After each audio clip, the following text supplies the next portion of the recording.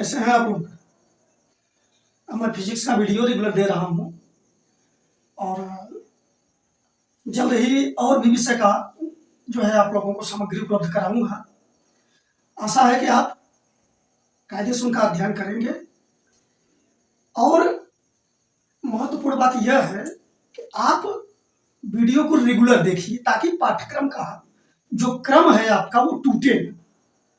जब आप एक तरफ से देखते हैं तो बात कायदे से समझ में आती है, बीच बीच में आप टॉपिक देखेंगे तो निश्चित है आपको दिक्कत होगी। और मान लीजिए आपके वीडियो छूट जाते हैं तो आप प्लेलिस्ट में चले जाइए और प्लेलिस्ट में फिजिक्स का एक अलग से कक्षा 12 का प्लेलिस्ट बना दिया हूँ, उसमें सारे वीडियोस मिल जाएंगे। तो जो छूटे हों उनको पहले आप समझ लीजिए, पढ़ लीजिए। और जो वीडियो बना रहा हूँ चैप्टर वाइज बना रहा हूँ, चैप्टर का नाम भी दे रहा हूँ, तो क्रम में आपको दिक्कत नहीं आएगी। ठीक, इसके बाद इंग्लिश का ग्रामर भी आपको दिया जाएगा, मैथ का क्लास भी लेंगे, मैथ का भी वीडियो आपको देंगे। और सबसे बड़ी बात यह है कि आप लोग अगर पढ़ रहे हैं, वीडियो देख रहे हैं और आपको समझ में आ रही है बात, तो जो लाइक सब्सक्रिप्शन होता ही है वो आपके फायदे के लिए कह रहा हूं। सब्सक्राइब कर देंगे तो वीडियो पर डे आपके पास पहुंचेगा, आपका क्रम नहीं टूटेगा। ठीक, वो आप कर लेते हैं वो तो अच्छी बात है, नहीं पसंद तो कोई बात नहीं, लेकिन तब आपका क्रम बन नहीं पाएगा। आपको कुछ दिक्कतें आ रही है, कम समझ में आ रहा है, या कोई नई बात आप पूछना चाह रहे हैं, कुछ भी है, आप कमेंट करने से न संकोच करें। और कमेंट जो हो वो मर्यादा में हो। कमेंट कोई ऐसा ना हो कि जो मर्यादा तोड़े, और उसमें आप अपनी बात रख दीजिए। कम से कम हमको तो पता चले कि आप समझ रहे हैं कि नहीं, आपको पसंद आए कि नहीं, या क्या किस तरह से चीजें की जाए। ठीक, तो अब चलते हैं आज ये दूसरा टॉपिक लेकर के। एक टॉपिक पढ़ा चुके, उसको थोड़ा सा हम रिकॉल कर लेते हैं, फिर से याद कर लेते हैं। क्या था? आवेश। आवेश के बारे में पढ़े थे। ठीक, कि किसी वस्तु में जो वैद्युतमयता का गुण होता है वह किस कारण से होता है, जिस कारण से होगा उसी को आवेश कहते हैं। यह दो प्रकार का होता है, धन आवेश और ऋण आवेश। इलेक्ट्रॉन के सिद्धांत पर हम इसको समझे थे, क्वांटमीकरण जो था सिद्धांत आवेश का क्वांटमीकरण, उसमें समझे थे कि इलेक्ट्रॉनों के आदान प्रदान से धन आवेश और ऋण आवेश बनते हैं। यह सब हम लोग समझ चुके थे। अब आज कूलाम का नियम पढ़ेंगे जो बहुत महत्वपूर्ण है आपकी परीक्षा के लिए, इसलिए इंपॉर्टेंट भी लिख दिया हूं।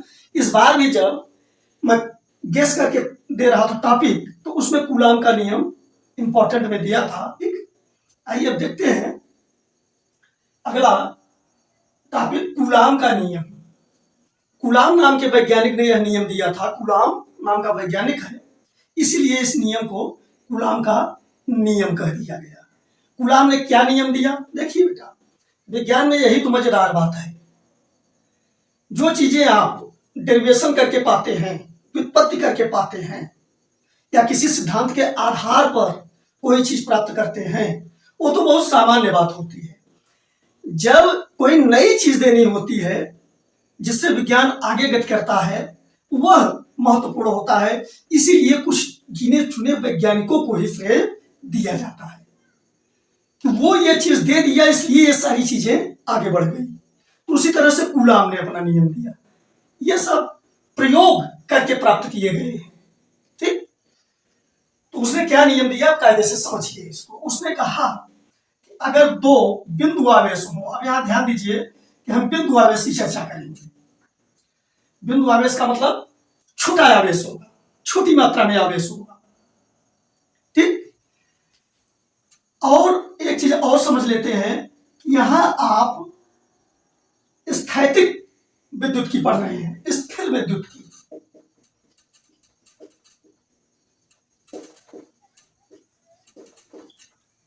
अब स्थिर विद्युत की क्या है, और एक है गतिशील या गतिमान विद्युत की। दो बातें हैं, इनको आप समझ लीजिए।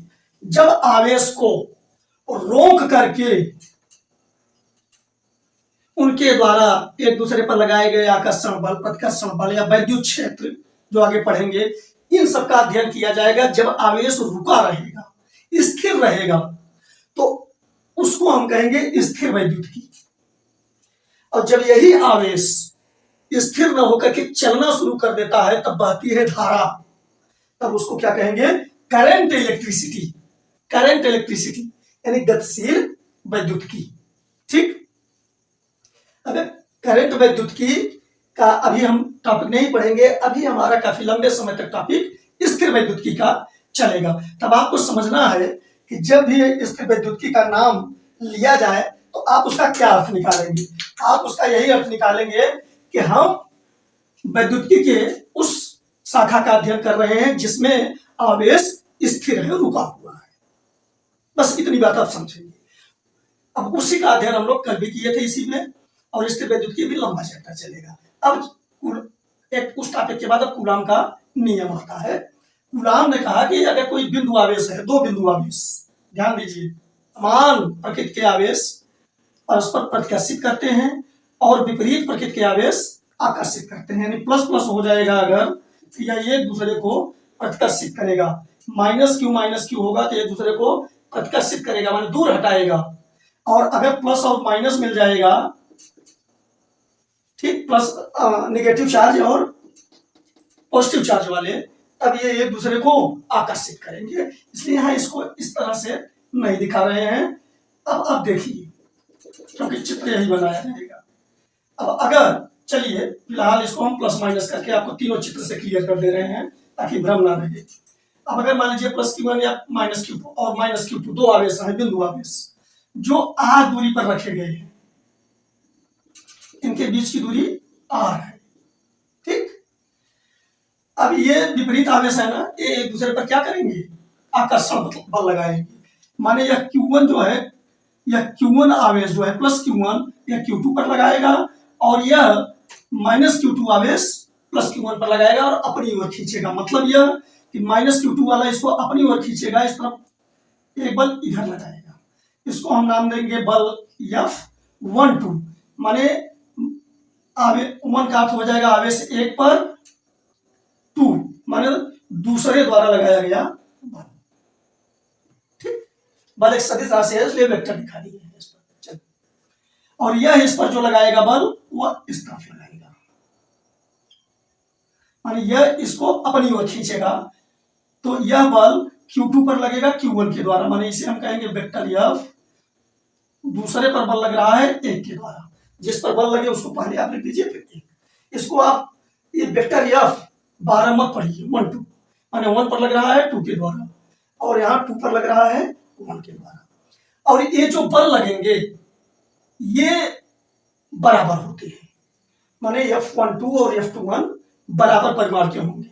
ठीक, अब इसी तरह से अगर ये विपरीत आवेश वाले बल हो जाए, समान आवेश वाले प्रकृति वाले, जैसे मान लीजिए कि प्लस Q1 है और प्लस Q2 है, ये एक दूसरे को प्रतिकर्षित करेंगे। माने यह इसको धक्का देगा इधर और यह इसको धक्का देगा, माने भगाएगा इधर, प्रतिकर्षित कर देगा, दूर भगाएगा।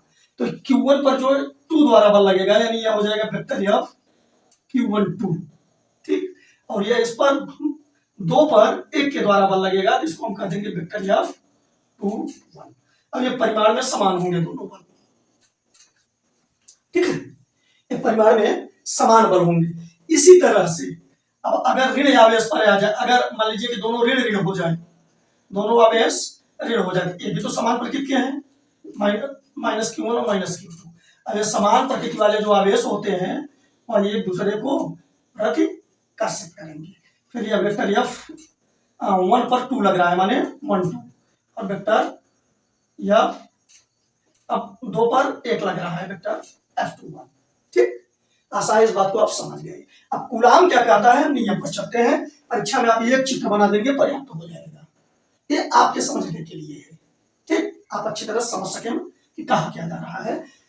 अब कूलाम का नियम अब चलेगा। तो कूलाम क्या कहता है, कूलाम कहता है कि अगर दो बिंदु आवेश परस्पर r दूरी पर हैं, और ये निर्वात या वायु में रखे गए हों।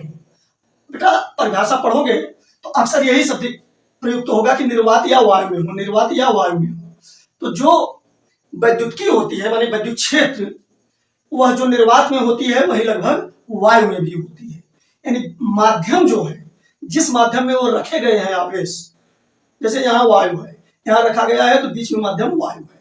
अब ऐसे जगह ले जाए जहां वायु भी न हो तो उसी को निर्वात कहेंगे। अब निर्वात में रख दिए तो माध्यम निर्वात हो गया। लेकिन अगर दो आवेश हैं और इनके बीच ला करके कोई दूसरा चीज रख दे तब माध्यम दूसरा हो जाता है।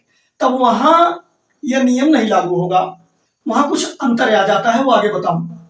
लेकिन यहाँ अभी परिभाषा में निर्वात या वायु कहा जाएगा ताकि विद्युत क्षेत्र किसी तरह से प्रभावित न हो, तब यह नियम लागू होगा। ठीक, ये इनको आप एक रफ मान लीजिए कि मैंने आपको समझाया। ठीक है, अब हम कूलाम का नियम अब पढ़ाते हैं आपको। यहां दो बिंदु आवेश ले लीजिए आप, इनके बीच की दूरी r है और मान लीजिए कि आवेश Q1 और Q2 है। अब यहाँ मैं प्लस माइनस कुछ नहीं दिखा रहा हूं।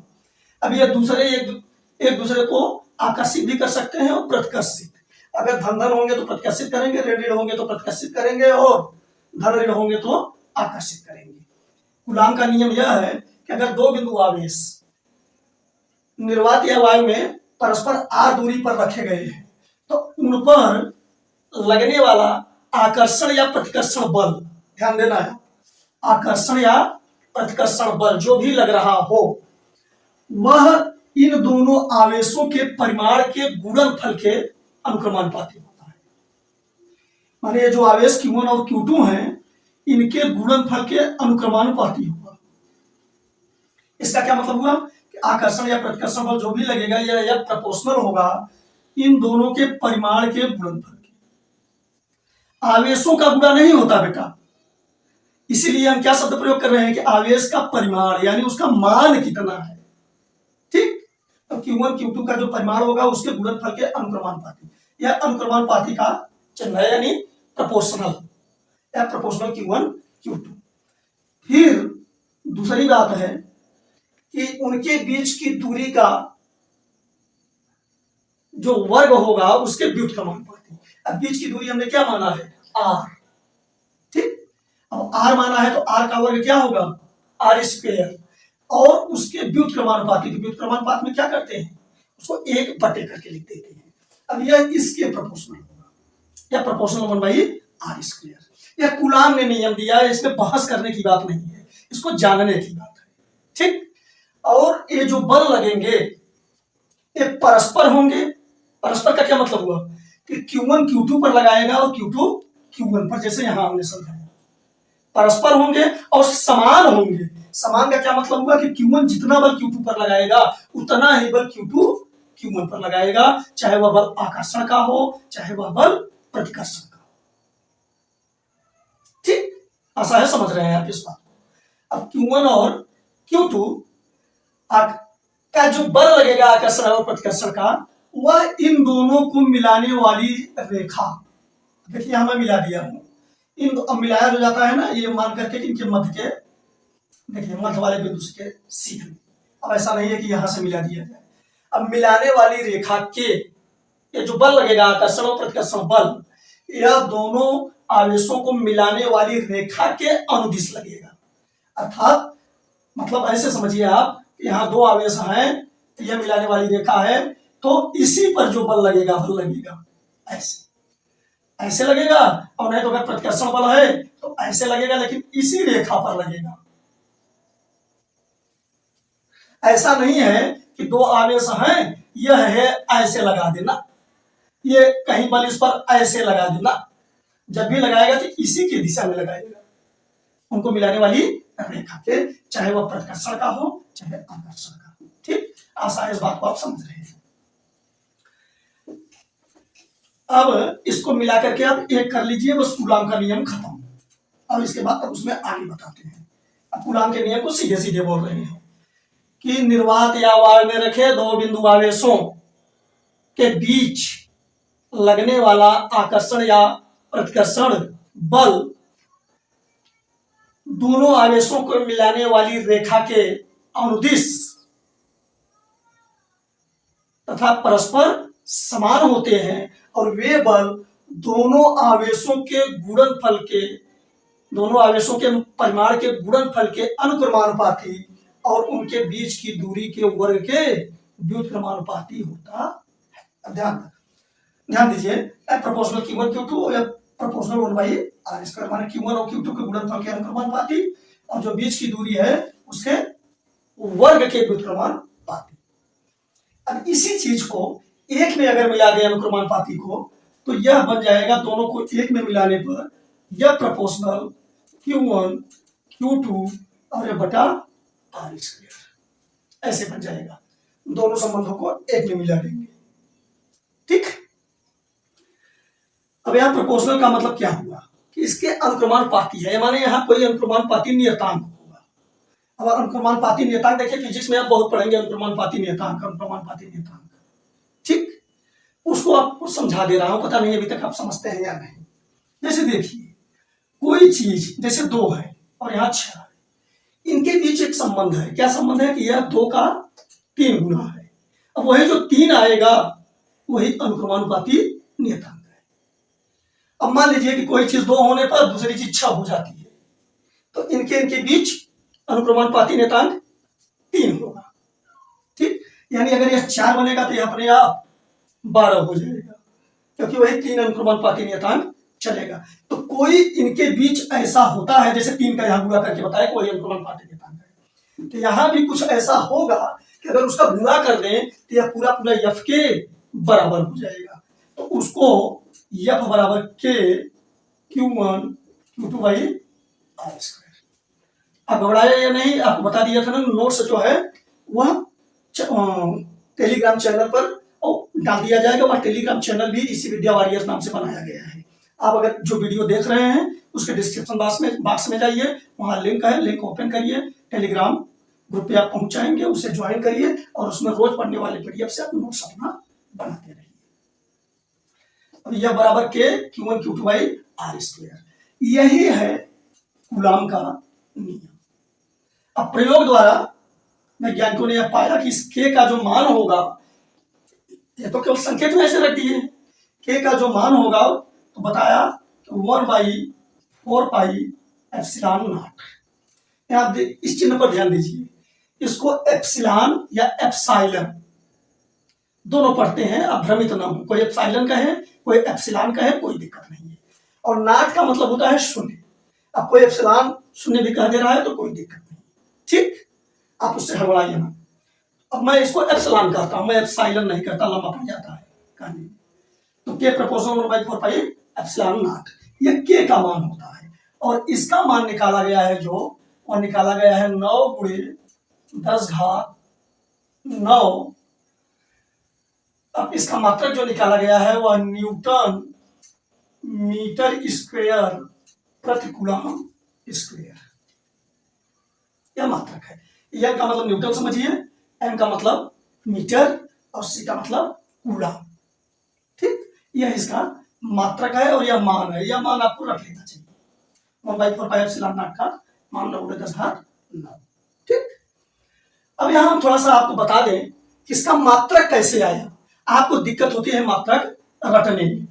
कक्षा 11 में आपको मात्रक वगैरह के बारे में विधिवत बताया गया है, बीमा निकालना बताया गया है। आशा है आप जानते हैं उस चीज को। मैं यहां आपको बता रहा हूं, आप न भी उसको जानते हो तब भी समझ लेंगे, ऐसी कोई दिक्कत नहीं है। देखिए यह बल F है और मैं यहाँ लिख करके अलग से दिखा दे रहा हूं, यह बल F है। ठीक, यहाँ के अनुक्रमानुपाती नियतांक है 1/4πε0 जिसे हम मान लिए हैं, और Q1 Q2/r²। अब आप ध्यान देंगे अगर तो इनका अगर मात्रक, देखिए आपको निकालना क्या है उस पर जाना चाहिए। आपको के का मान निकालना है, यही के का मान 1/4πε0 के बराबर है। तो अगर आप सूत्र से के का मान निकालना चाहें इसको, तो इस r² का यहाँ गुणा हो जाएगा, FR², तिरछा जिसे आप तिरछा गुणा कहते हैं। और यह Q1 Q2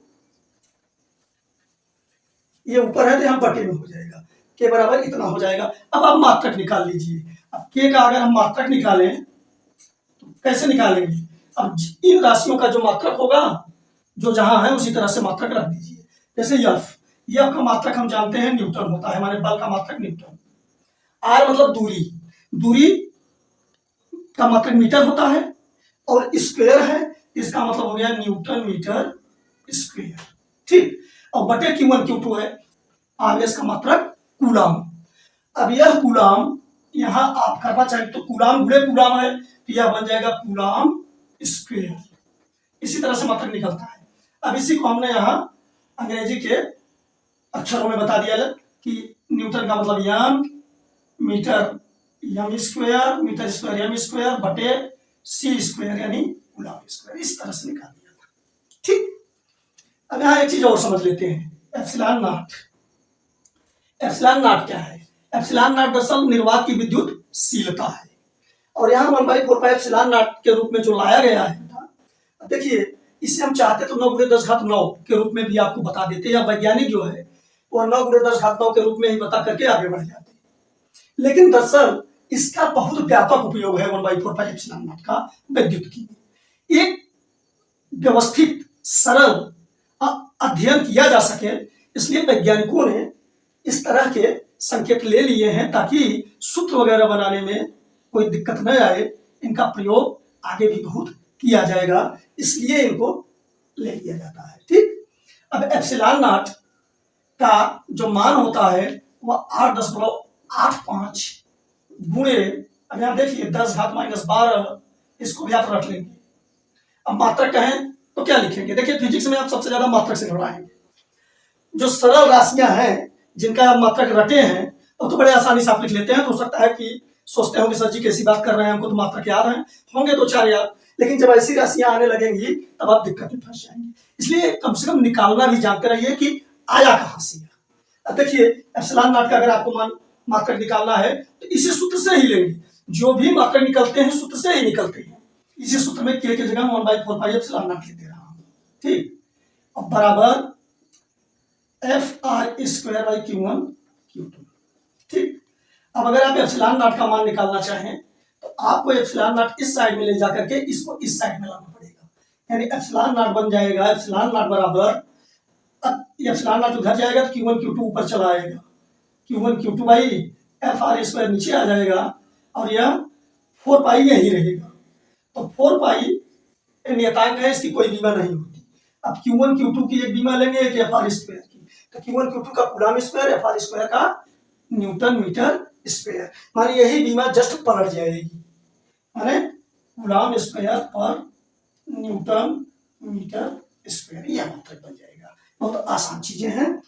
तो इस तरह से कूलाम के नियम के बारे में सारी बातें आपको अच्छी तरह से बता दी गई, आशा है आप समझ गए होंगे।